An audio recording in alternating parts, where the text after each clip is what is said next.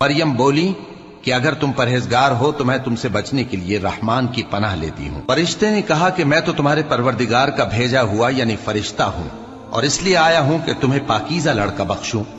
مریم نے کہا کہ میرے ہاں لڑکا کیوں کر ہوگا، جبکہ مجھے کسی مرد نے بطور شوہر چھوا تک نہیں، اور میں بدکار بھی نہیں ہوں۔ فرشتے نے کہا کہ یوں ہی ہوگا، تمہارے پروردگار نے فرمایا کہ یہ مجھے آسان ہے، اور میں اسے اسی طریق پر پیدا کروں گا تاکہ اس کو ہم لوگوں کے لیے اپنی طرف سے نشانی اور ذریعہ رحمت بنائیں، اور یہ کام مقرر ہو چکا ہے۔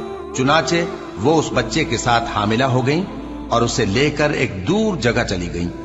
پھر درد ذہ ان کو کھجور کے تنے کی طرف لے آیا، کہنے لگی کہ کاش میں اس سے پہلے مر چکتی اور بھولی بسری ہو گئی ہوتی۔